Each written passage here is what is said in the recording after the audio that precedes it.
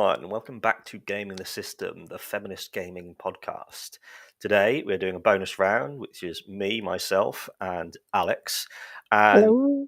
we are celebrating, once again, even more awesomeness from Sony Santa Monica Studios and their latest update regarding God of War Ragnarok, which is particularly awesome because it's not just the awesome gameplay, the awesome graphics, the story, the acting, all the things that we already know and love it for. They are also paving the way with a massive slew of accessibility features and improvements. Um, in I didn't realize that the 19th of May is actually Accessibility Awareness Day. So all of this is swirling around at the same time. So Alex and I thought we'd come on and have a chat about it. So start off with why we believe that accessibility is a feminist issue. Alex, what do you think about that? Well, first off, I'm going to apologise to any listeners or watchers if I sound more quiet than usual because I do have a bit of a sore throat today, but we'll see how it goes. But to answer your question, Matt, I think accessibility is a feminist issue because so often in society there are barriers to access and fair and open access to everybody, and there are all sorts of intersections between we talk about ourselves as intersectional feminists because we have different aspects of our personalities that kind of mesh together and define us. And all these interactions meld together to create different barriers depending on who we are. So, for example, I might face more barriers as a disabled woman than you would as a disabled man if you class yourself as disabled. I don't know if you do, but yes, we talked about that previously on the pod. But I think, there's all sorts of different connotations depending on, there's even a hierarchy within disability as well, within the world of disability, if you will, where I think just because society is so quote unquote tribalized, you get these sort of different levels of what's normalized and what's acceptable within society, and where you get that, it's like the people that are accepted and normalized, they're the ones that are always catered for, whereas the ones outside of that, they're not very often thought about from the design stage of things, which is often where accessibility is the most important. And when you don't have a diverse range of people in the design stage of things, then you're not going to get an accessible product at the end of it. I kind of rambled a little bit, but I hope No, that was yeah. all of that was really, really interesting. Particularly the hierarchical nature of disabilities, because one thing I thought of while I was looking through the list of things is the idea that there's the concept that some people are more disabled than others, which is exactly that hierarchical system. Yeah. Because you could go through, they said that there's at least 60 accessibility options in so many different ways. And it struck me as thinking there might be one person who only needs to use one of these accessibility features. There might be someone who needs to use 10 of them. Yeah. And that would make that one person is more difficult to make the place accessible for. And as I've been talking a lot about union organizing because that's what I've been learning so much about recently, and they say that the advocacy models of union organizing, there's the ones that don't work are the ones where it's a room full of professional people coming up with things to work for everyone else, Mm. because they're only going to know from their select group of experiences. The way you get actual serious change is everyone comes to the table. Every new person you bring in comes to the table, and they get to have a say, and then that builds the thing that works for everyone. Yeah. Because what is accessibility in the simplest terms? It's making sure that anyone can access something. Mhm. And talking about our disabilities, my disabilities are depression, anxiety, and chronic pain, and those prevent me from doing, say, working a normal 9 to 5 job. And Normal. Yeah. you, Alex, as you've been Yeah. showing this week, working 8 hours a day, isn't it like 6 days of this week, and this is your one day off? Yeah. Yeah. No, my working hours do vary, but I get nice chunks of time off. But yeah, there are times where it's all scrunched together because of the way the rota is. And my June is incredibly busy, but I'm sure we'll talk about that at a later date as well. It's all full of nice things, but just very busy. Um, but yeah, sorry, I've lost the thread of what we were talking about. Oh, conditions in general, yes. And as many listeners may or may not know, I have cerebral palsy, which generally tends to affect my dexterity when playing, and also I do get fatigue and occasional pains and aches and pains and things. Um, and yeah, so that's really how it impacts on my gaming, but also generally, like, compared to someone without cerebral palsy, I'm probably not capable of working full-time hours. So like 35 plus to 40 hours. I think my limit is probably about 30. Um, hence why I have the working pattern that I do. But yeah, it definitely, compared to even within, because cerebral palsy is such a varied disability as well. It's different for everybody who has it. You could have someone who's even more mild than I am, or you could have someone who with very severe CP who needs round the clock care because of the various ways that it affects the body. It's basically a um, I think the word is a neurological condition, so it affects the messages from the brain to the muscles in the body and various things. So, or at least that's what I was told when I was younger. But of course, when you're young, you don't understand half of the stuff that doctors say to you. That's so interesting, though, when I think about the transition from childhood to adulthood and how the care of you is so focused in on making sure you can do the most walking when you're a child, and then you're kind of left at 18 to be like, oh, you can get on with it now, you're an adult. But then they don't think about how my condition might change or evolve as I get older, which it is. It's slightly deteriorating, I would say, as I now reach the decade of my 30s. And there's not much research into adults with CP. The focus is very much on children.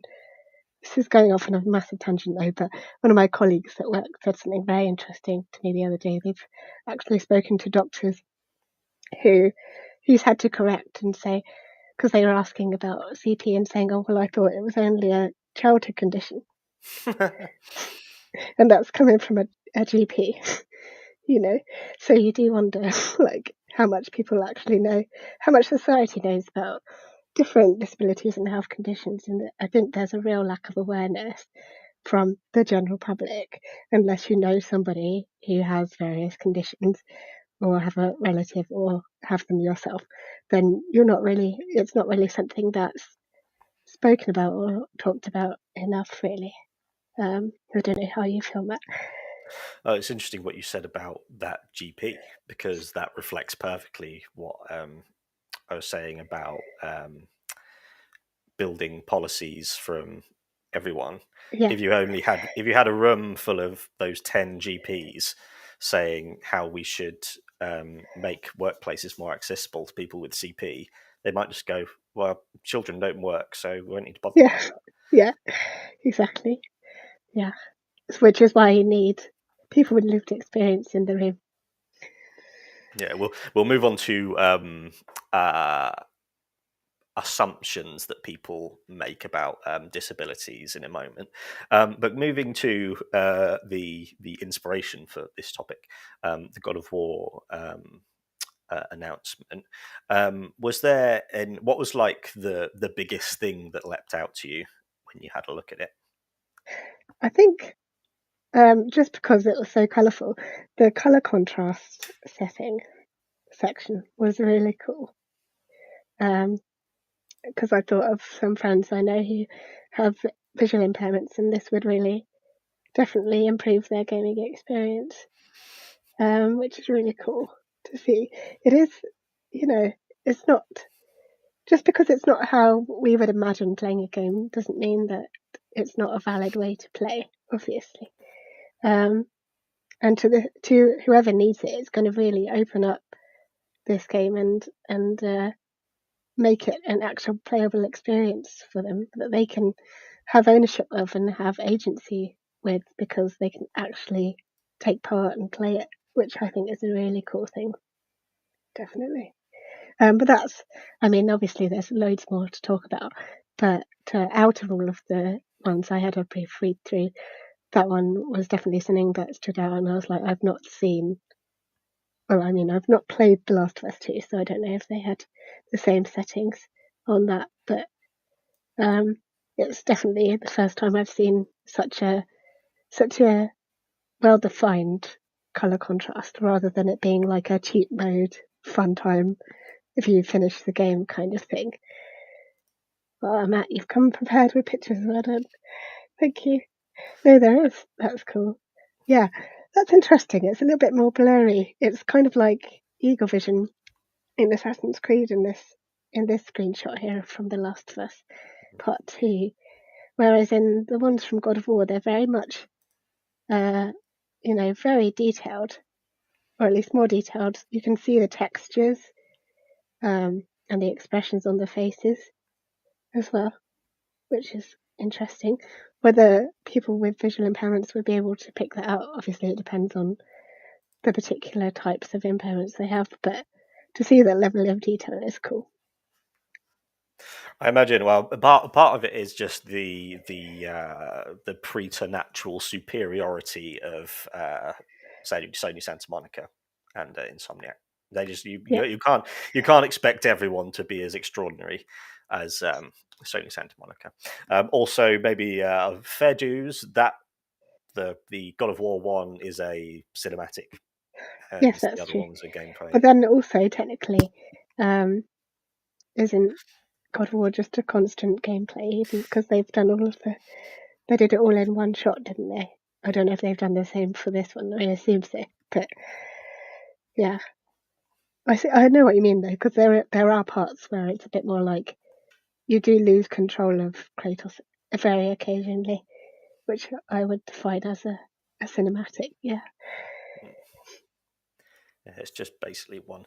That's one of the things that makes it so epic is the Yeah. one-shot camera, Yeah. So because cool. that you see that reflected in other games like the Metal Gear Solid games, and one of the irritating things about The Last of Us Part Two is every time like it wants you to so it's basically area after area, and you go through a door or a passageway or slice shimmy through a gap, and the way that they introduce every cutscene is you squeeze through a gap and then someone Oh runs and no. tackles you. Yeah. Yeah. Oh, yeah. Because they had to have time to load the cutscene. Mm. I only just recently learned that's what the those types of spaces are for.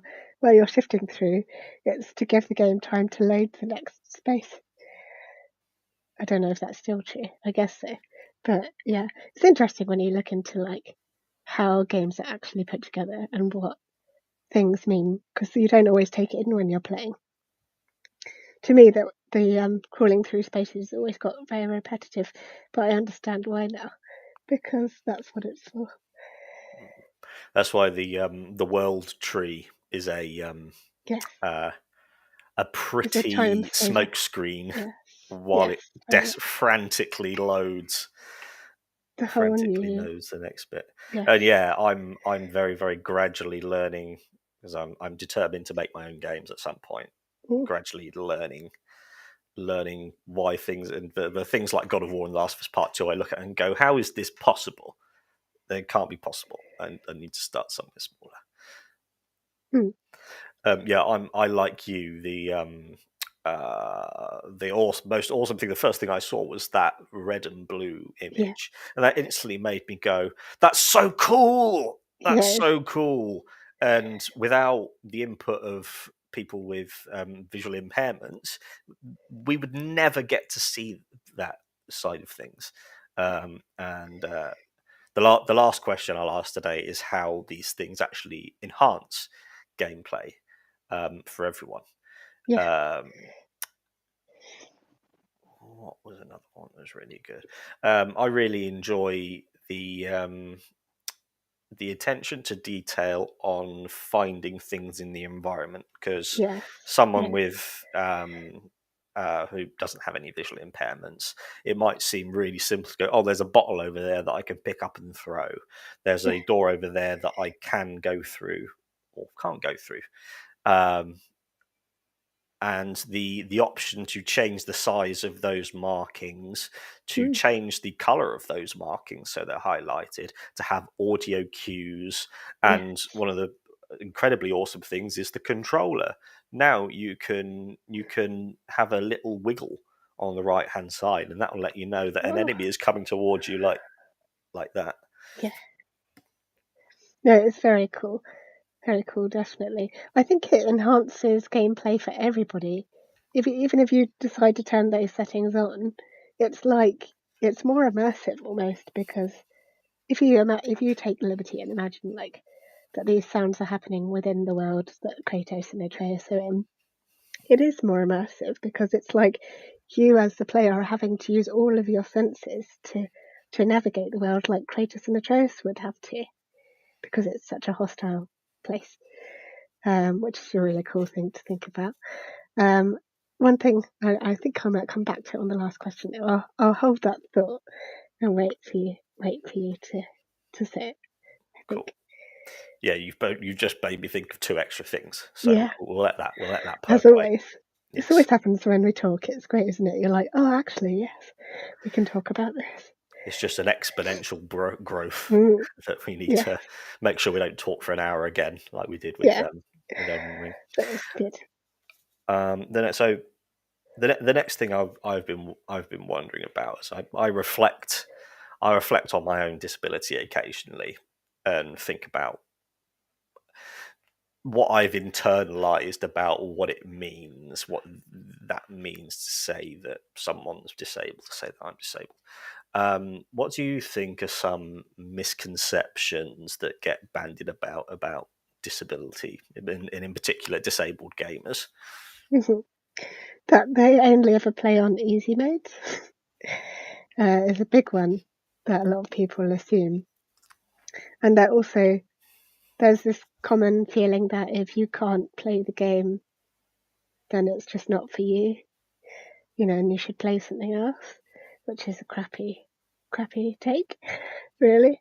Um, I think, and also I guess that disabled people don't game. That's probably another big one that some people might feel because they just don't see it. It's just not something. I mean, there are obviously a lot of disabled gamers who stream on Twitch and things, and that side of things is obviously growing, and which is great to see.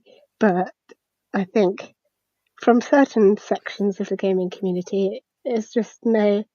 The idea of someone disabled gaming is just not something that registers in the same way that they might not register that women can play games too. You know, um, it's where people get very close-minded. Um, I can't think of anything else off the top of my head. I don't know. Uh, yeah, but I don't tend to. I don't tend to kind of socialize much with gaming communities at large or like multiplayer games. So I haven't met with any um, with any sort of misconceptions of myself as a disabled gamer, as it were. But I don't know if you have had any experiences, Matt. Well, I find that is because my apart from pain, um, that doesn't impact my gaming. So none of my disabilities actually impact my gaming, but the stigma attached to them and the internalization of shame and judgment, um, that has a tremendous impact on Mm. um, my life. Um, and that's the same for disabled gamers and disabled people at large, I think, because they're told collectively when something isn't accessible, it is a an explicit statement of we don't want you here. This isn't You designed don't. for you. Yeah, this Yeah. wasn't built for you. So go away and don't try it. And the misconception that the easy mode example, that everything has to be slowed down and simplified. Everything, if you've got something, a product, then the only way to make it accessible is to dilute it, because that's Mm-hmm. disabled people just need to be coddled, and go, yeah, okay, we'll make these changes, and being being treated like children by people who don't understand. And again, the problem with uh, it gets the less accessible a place is, the harder it is to change it. Because Mm-hmm. if the only people who can get into a building are people who can walk up 10 flights of stairs easily, then those people are never going to think, oh, I don't have a single clue what a disabled person Mm. might need. Yeah.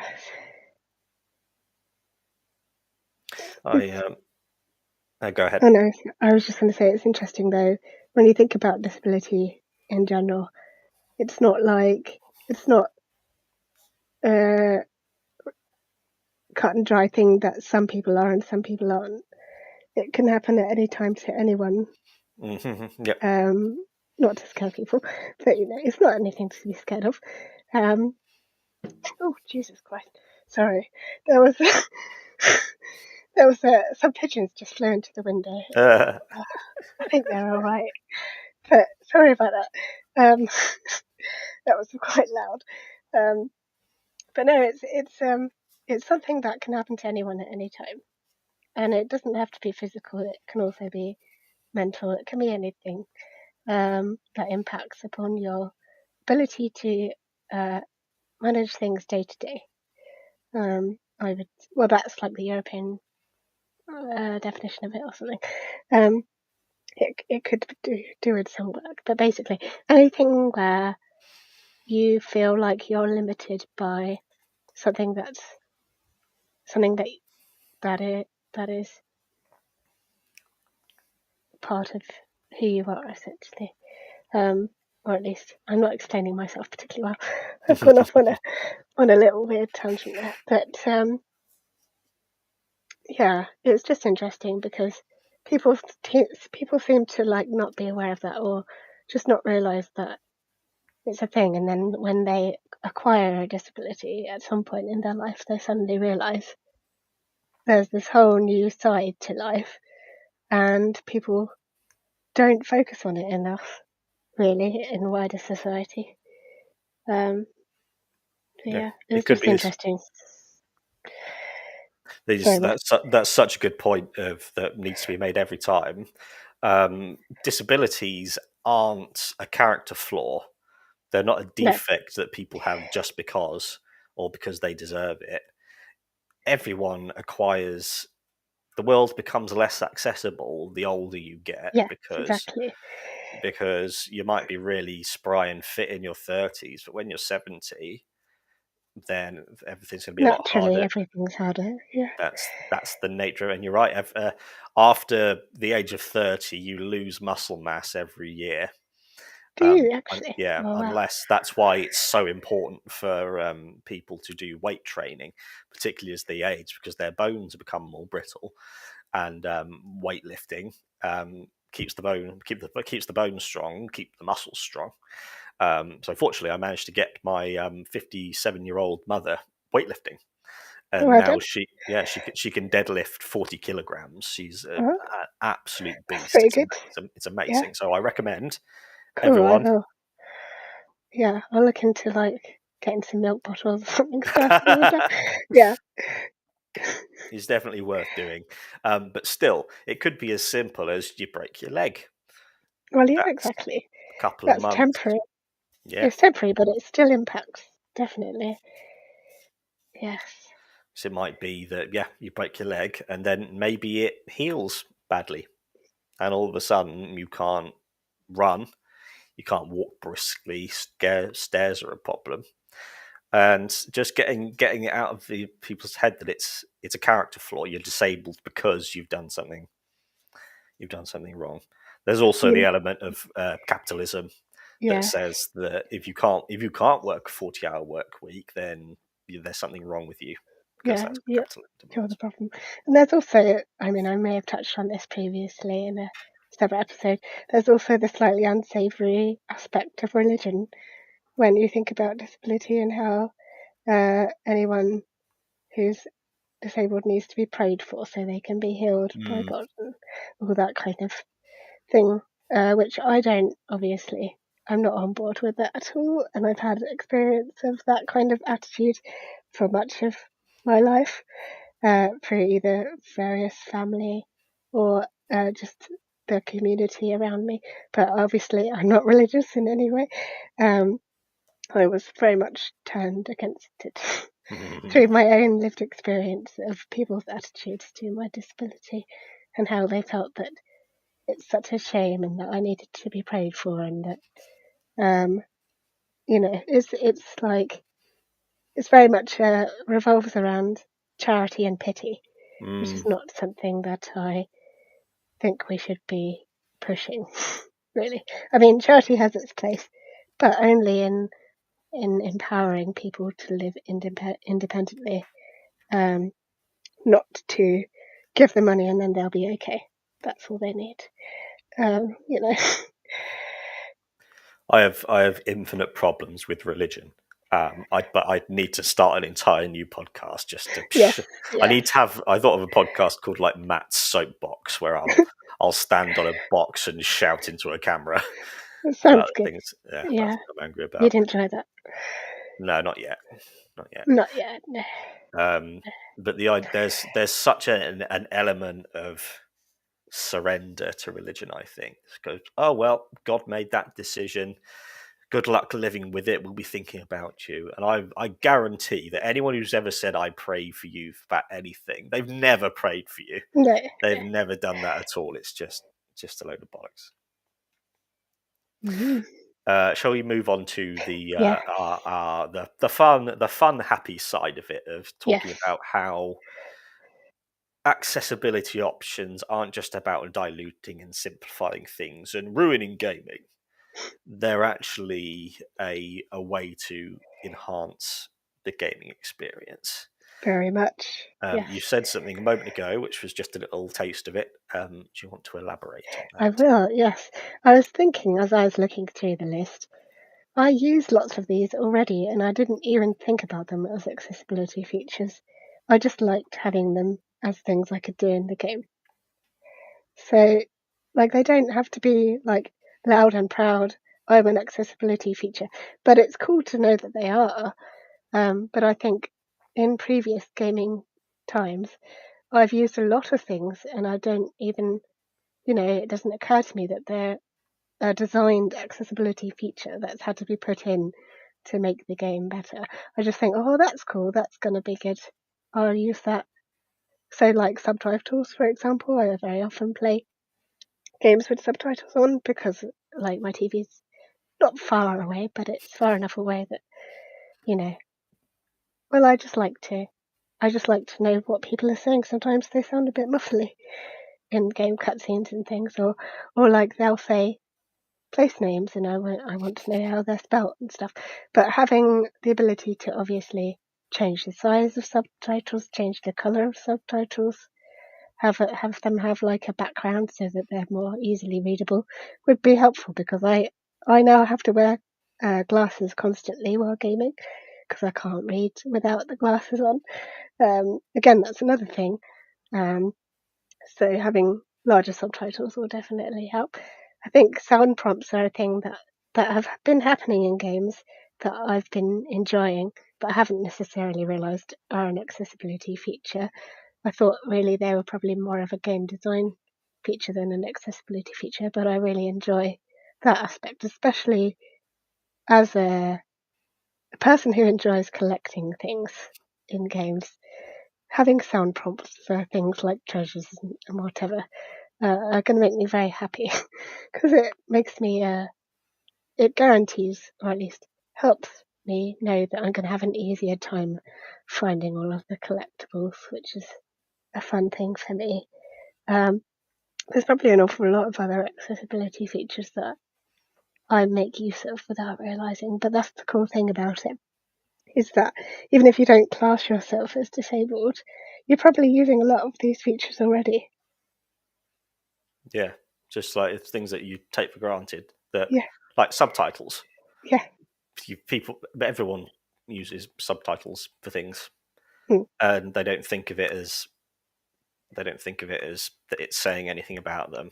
I think it's like so many of these things they think, oh well, I won't use that because it's I would demean It's not, myself yeah, by it's making not things. something for me, it's for someone who's more limited than I am. That's what Yeah. they'd be thinking. And you go, you can still play it exactly the way that you want to play it, Yeah. except other people can change it. And if you go, oh, actually, my eyes are straining a bit, I can change the size of the Mm. subtitles as well. I won't tell anyone.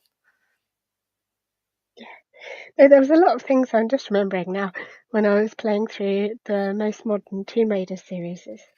You know, the very last one, they had options to kind of up the difficulty for each different aspect of the game. So they had combat, exploration, and something else I can't remember. Probably puzzles. And the difficulty was either easier or harder. For, say, for example, puzzles, you could have Lara prompt you about like how to solve the puzzle, and that would be an easy mode. And then the hard mode would be that she wouldn't say anything at all. And I preferred the hard mode because I like to be able to work out the puzzles by myself. But then also I found occasionally I would have to change the setting because I just needed a little prompt every now and then. But the ability to be able to change the difficulty of settings, or the levels of settings, is something that's really cool as well. Having that flexibility, I think accessibility is also about flexibility Mm. and being open to having a player want to change the way that they play if they're struggling with it, or if they just want to change how they're playing, they can do that, and that's great. Um, so I think that's a really good part of making games more accessible, is just giving players the option to do what they want when they want to do it. Yeah, you're so right about flexibility because I think part of people likes knowing like they go, I can just deal with things as they are. Mm. I don't need any Yeah, change. I often feel like that at the start of a game, and then I have to check myself and be like, it's okay to change my mind. I don't have to be so down on myself for not finishing a game on like normal difficulty and having to switch to easy, or trying to play on hard and then having to switch down, or whatever else.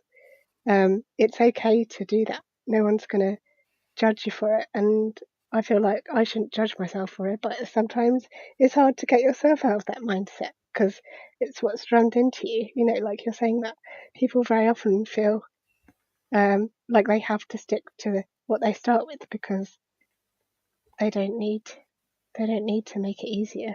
Why would they want to make it easier? You know, it's that kind of attitude. It's sometimes hard to move away from that.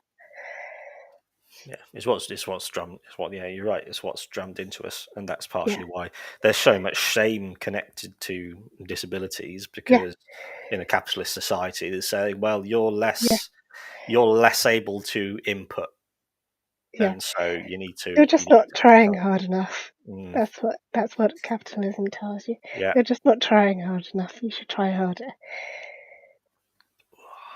Hmm. Sorry, I've capitalism. gone on a bit of a downer there. But Eat the rich. yeah, it's like when people get angry at when games are like, "You're having trouble with this bit. Would you like to skip it?" Actually, that's a really positive thing. Mm. I used to hate it when it came out because I thought, "Oh, the game's mocking me. It thinks I'm crap."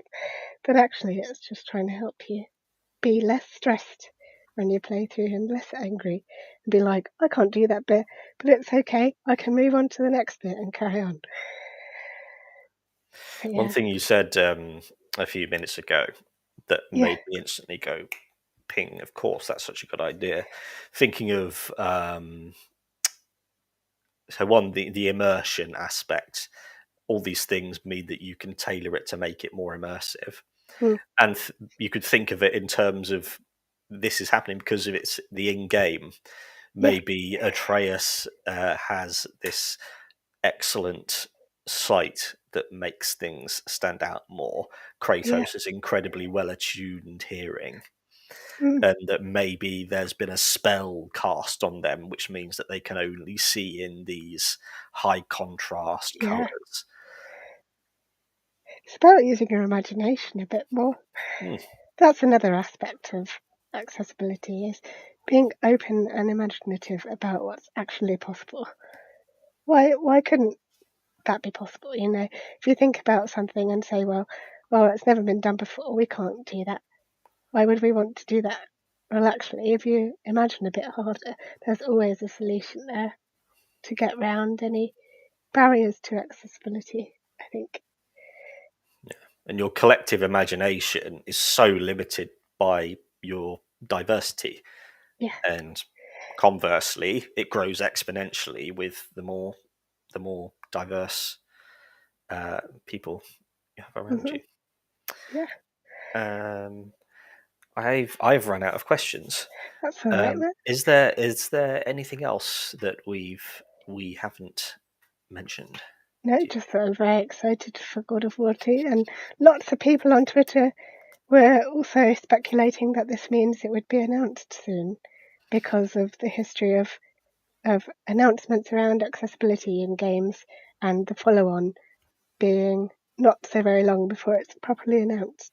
So rumours are swirling. Mm. So we'll have to wait and see. But I don't mind. I'll be patient. I'll wait for them all good. But Did you still very excited. did you see the video Corey Barlog released recently? No, I shall look it up. It was basically just him standing in front of Kratos saying, "Look, we're working extremely hard, and we really appreciate your patience." So I think that that means that it's going to be That's quite a a while. little. That's a little clue there, isn't it? You know. Yeah. At least they're like keeping us in the loop, which is good.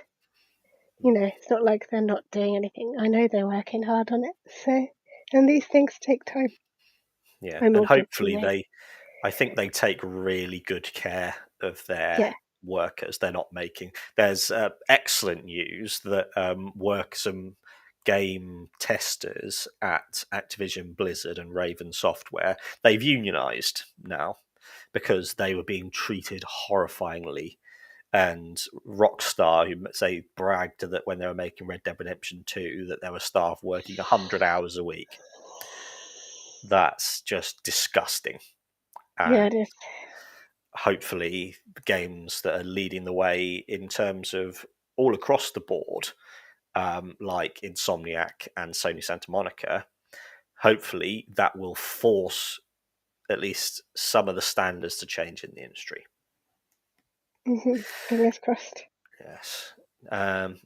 But hopefully we'll be back whenever something new comes up with God of War Ragnarok. Yes. I have no doubt that we will be releasing something imminently in relation with it.